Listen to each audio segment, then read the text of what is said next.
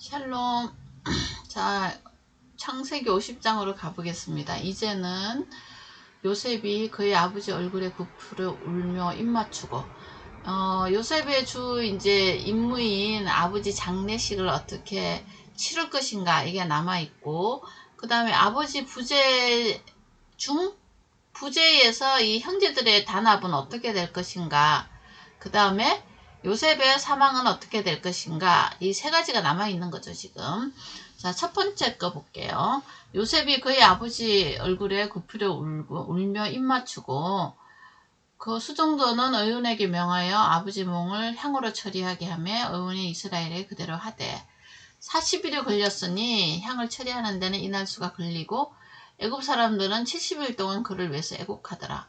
세상 사람들의 그 장례법을 그대로 하는데 조금 이상하지 않아요? 뭐가 이상하냐면 애굽 사람들이 그 지금 요셉의 죽음도 아니고 요셉의 아버지의 죽음이란 말이에요.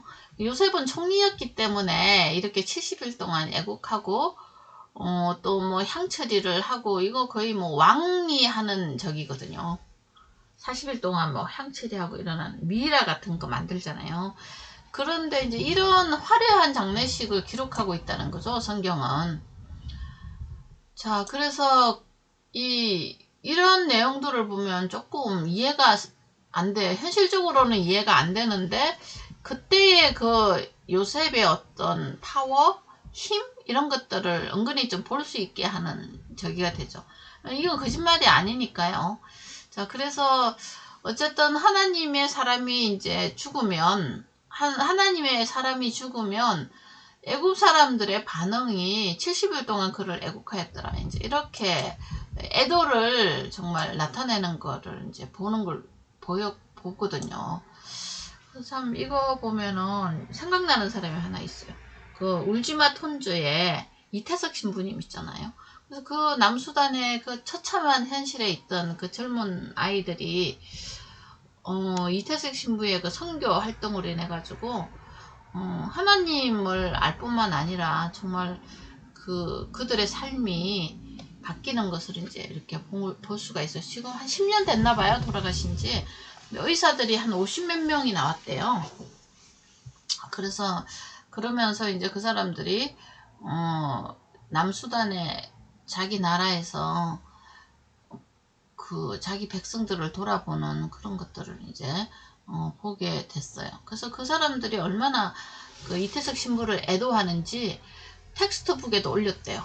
우리가 시바이제 이런 거 배웠잖아요. 그것처럼 그 남수단 사람들의 그 교과서에도 이태석 신부의 그 봉사활동 이렇게 나오겠죠. 헌신, 그 나라 사람들을 얼마나 사랑했는지 이제 이런 것들을 기록한 책, 기록해서 이제 남기는 거죠, 역사로. 이 사람들도 이제 70일 동안 그를 애국하였더라, 이제 이렇게 이제 표시했는데 영향력을 볼 수가 있는 겁니다. 그래서 이제 요셉이 바로 궁에 말하여 이제 허락을 받아야 되잖아요. 아버지가 유언을 했다. 나 죽거든. 가나안 땅에 가서 장사하게 해달라. 그래서 올라가서 아버지를 장사하게 하소서. 내가 다시 오리다 하니, 이게 뭐 옆 동네도 아니고 수십 킬로가 떨어졌으니까 그래서 한 달 이상 걸어가야 되지 않을까요? 어마어마한 이 장래 행렬이. 자, 그래서 바로가 이제 말을 하죠. 그가 내게 시킨 맹세대로 하라. 이렇게 된 거죠. 장사하러 올라가는데 이게 요셉만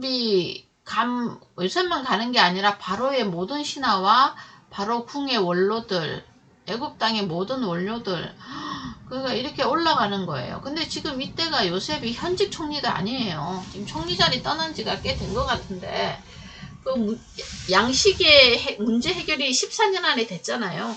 근데 이제 지금 17년에 20년의 세월이 지난 거예요. 그래서 보시면 이제 이런 어마무시한 존경의 대상이 되어 있는 것을 이제 볼 수가 있는 거죠. 그래서 요셉의 온 집과 그 형제들과 그 아버지 집이 그와 함께 올라가고, 그들의 어린 양떼들과 떼와 소떼 이런 거 고센에 잠시 남겨놓고요. 병거와 기병이 요셉을 따라 올라가니 그때가 심히 컸더라. 그래서 요단강 건너편 타잔마당에 이르러 거기서 크게 울고 애통하며 요셉이 아버지를 위하여 7일 동안 애곡하더니, 이런 장례 행식 중에 우리 주님의 십자가를 발견하셔야 돼요. 타작마당, 알곡을 주기 위해서 자신이 스스로 부서지는 곳, 이 십자가 사건이에요. 자, 그리고 이제 이런 여기서 또 크게 울고, 하필이면 타작마당에 다른 데가 아니고, 이런 성경은 이런 내용들 구석구석에 십자가 사건들을 숨겨놓는 거예요. 7이라는 단어, 또 7일 동안 애곡하고. 그러니까 하나님의 언약이 완전히 성취되는 그런 이제 가정 속에는 뭐가 있다는 거죠? 타작마당, 십자가 사건이 들어있다는 것을, 그래서 이 죽음에 처한 아버지가 소망의 나라로 가는 그런 길을 열어주는 거죠. 그런 것들을 볼 수가 있고요. 그래서 사람들이 이제 가나안 땅에 도착했는데 워낙 우니까 이름을 어떻게 붙였냐면 애굽 사람들의 큰 애통이라고 불렀어요. 이 사람들은 왜 우는지도 모르니까 그냥 애굽 사람들의 큰 애통이라고 이렇게 불렀다는 거죠. 가나안 땅 사람들이 사실은 이제 애굽 사람들의 껍데기는 그렇죠. 근데 이제 이건 아니고 실제적으로 이스라엘의 큰 애통이죠. 그래서 야곱의 아들들이 아버지가 그들에게 명한 대로 그를 위에 따라 행하여 막벨라 굴에 드디어 장사합니다. 그래서 해쪽 속 에브론의 밭에 함께 사서 매장지를 계속 사다는 말 있죠. 사서. 이게 예수님의 십자가의 대가를 계속 이야기하고 싶은 거예요. 그 호상꾼과 함께 또 애굽으로 돌아왔어요. 자, 이제 이게 장례식 끝났는데 이제 큰일 났죠. 요셉의 형제들이 10명이 이제 이 요셉이 보복할까봐, 아버지 있을 때는 못했지만 아버지의 부재 중에 이제 어떻게 하냐, 이제 두렵죠. 그래서 이제 찾아와요. 당신의 아버지가 돌아가시기 전에 명령하여 이르기를, 너희는 이같이 요셉에게 이르라. 내 형들이 내게 악을 행하였을지라도 이제는 용서하라 하셨으니까 당신의 종들을 용서하여 주시옵소서. 그때 또 요셉이 또 울어요. 그래서 진짜 많이 울죠. 그러니까 하나님, 우리 주님의 마음이에요. 이 형들이 자기 말을 안 믿으니까 용서했다고 했는데 계속 이제 불신으로 갖고 있는 그런 안타까움 때문에 이제 우는 거죠. 우리 주님도 그렇잖아요. 계속 말씀하시잖아요. 근데 안 믿잖아요. 그러니까 이제 결국은 예루살렘아 네가 내 말을 믿었으면 참 좋을 뻔했다. 안 믿으니까 이제 심판을 이제 받는 거죠. 그 믿음만이 심판에서 구원해내는 방법인데 안 믿으니까 안타깝잖아요. 그래서 안타까움의 울음인 걸 볼 수 있겠죠. 그들이 이제 형들이 친히 와서 요셉 앞에 엎드려 우리는 당신의 종들입니다. 이거 이제 그 볕단 예언이 그대로 이루어지는 거죠. 진실로 이루어지는 거죠. 저번에 이제 곡물 사러 온 거는 양식 때문에 이루어진 거지만 이거는 정말 마음의 복종을 하는 상황이에요. 자, 그랬더니 요셉도 두려워하지 말라. 내가 하나님을 대신하겠습니까? 정말 우리 주님의 마음이죠. 주님은 절대로 하나님 자리를 탐내지 않아요. 선악과에 손을 대지 않는다고요. 그래서 나는 복음서에 보면 그렇게 해서 나는 내 말을 하는 게 아니다. 나는 나 보내신 아버지의 말을 하는 거다. 나는 내 의견이 없다. 이게 이제 선악과를 따먹지 않는 사람들의 의견입니다. 가치관이죠. 생명가의 말씀으로 만족하는 사람들, 자족하는 사람들이죠. 이거 배워야 돼요. 신앙이 오래되고 또 지위가 높아지고 무슨 지도자가 되면 우리가 이제 신앙인들은 정말 이 관계가 중요하잖아요. 형제 자매 관계잖아요. 목사와 뭐 성도 이런 관계 이전에 같은 씨를 나눈 공동체거든요. 그러니까 이제 목사가 그 성도들을 그러니까 관리하고 이런 거 안 돼요. 성령님이 계시니까 믿음을 도와주려고 할 뿐이지 그 사람들을 어떻게 이제 부려먹는다 그러죠. 그런 거 하거나 자기의 권력을 채우기 위한 도구로 사용하거나 그렇게 하시면 절대로 안 돼요. 이거예요. 형들이 두려워하지 마소서 내가 하나님을 대신하겠습니까?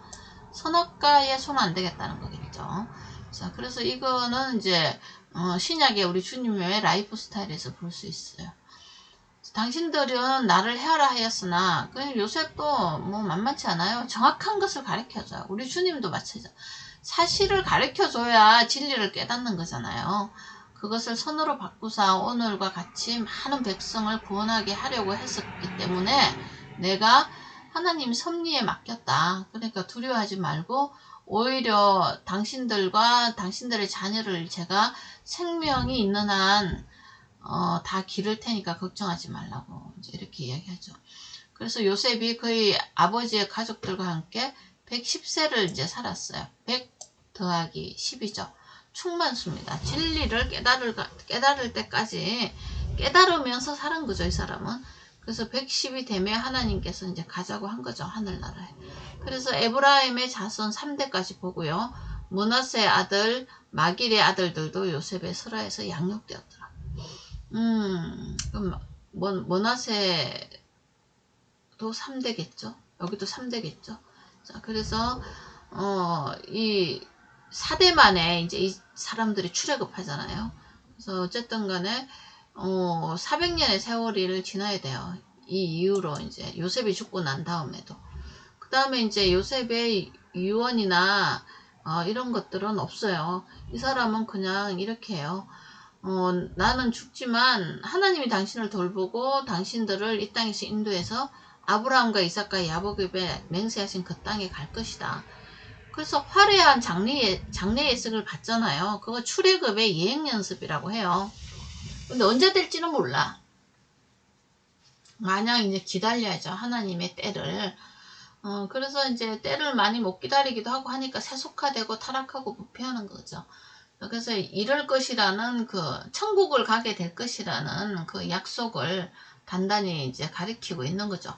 그래서 요셉이 또 이스라엘 자손에게 맹세시켜 이르기를 하나님이 당신들을 반드시 돌볼 테니까 당신들은 여기서 내 해골을 메고 올라가겠다 하라. 돌본다는 말은 그 땅에서 잘 산다는 말이 아니에요. 하나님의 약속의 땅, 가나안 땅 주겠다고 할아버지한테 말한 거 있잖아요. 그 땅에 보낸다는 뜻이에요. 그래서 돌본다는 말은 그 땅으로 데리고 간다는 거죠. 근데 이제 당신들은 그때 내 해골을 기억해서 메고 가야 된다. 이제 이 말이 이제 구전 되겠죠.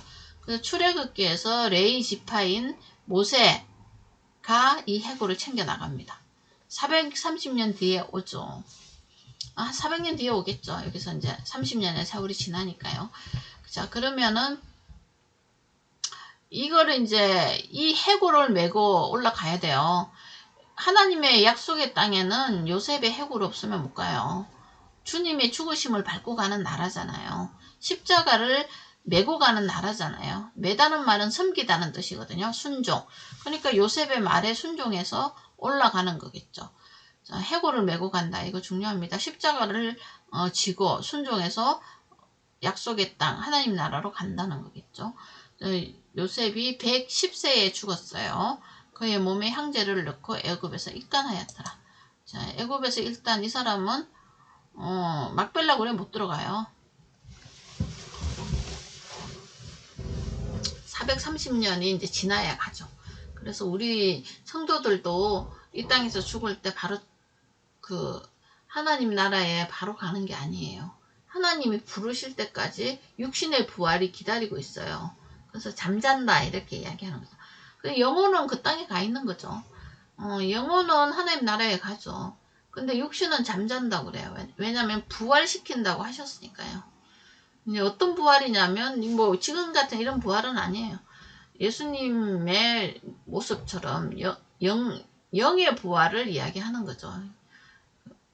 그래서 분명히 고린도 후서에서 부활을 이야기하고 있습니다.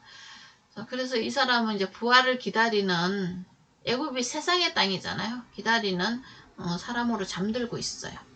자, 그리고 이것도 이제 성도들의 삶도 비슷하죠. 예수를 믿으면 이 땅에서 이제 입간을 했다가 그날에 주님 부르시는 그 큰 나팔 부는 그날에 우리가 호련히 하늘나라로 올라가는 그런 것을 신약에서는 가르쳐주고 있어요. 근데 구약에서는 그것을 소망하고 잠드는 거죠. 그 소망으로 이 사람은 이제 믿고 소망으로 구원을 얻는 세대가 되겠습니다.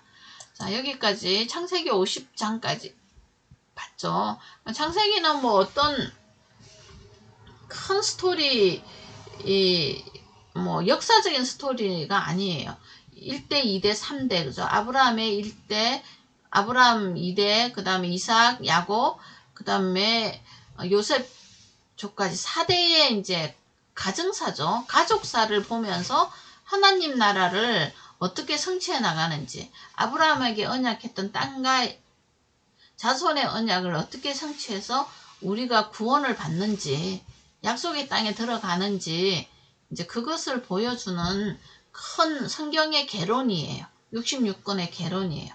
결론은 뭐냐면, 그 66권 제일 마지막에 있는 그 계시록에 나와 있어요. 이 백성들이 어떻게 해서 그 나라에 가게 되는지를. 그래서 계시로 보여주셨죠. 요한에게는. 근데 이 사람들은 이제 이렇게 밑그림을 깔아놔요. 그래서 이렇게 구약 이야기들을 좀 알고 있으면 나중에 계시로 묵시처럼 돼 있는 이제 가끔씩 뭐 SF 영화 같기도 하는 그런 이야기들을 풀 수 있어요. 황당한 이야기가 아니에요. 계시록의 그런 SF 모티브들이 다 어디서 나오냐면 창세기부터 구약에서 나오는 거예요. 왜냐하면 그 책을 읽는 사람들의 배경이 신약이 아니에요. 신약이 완성은 되지도 않은 때예요. 그러니까 구약을 가지고 하늘나라를 꿈꾸던 사람들이기 때문에 구약 배경으로 이야기를 했던 책이 계시록이거든요. 그래서 계시록에 보면은 이 성도들의 삶이 어떻게 천국으로 가게 되는지에 대해서 더 자세하게 이야기해 놨어요. 자, 감사합니다.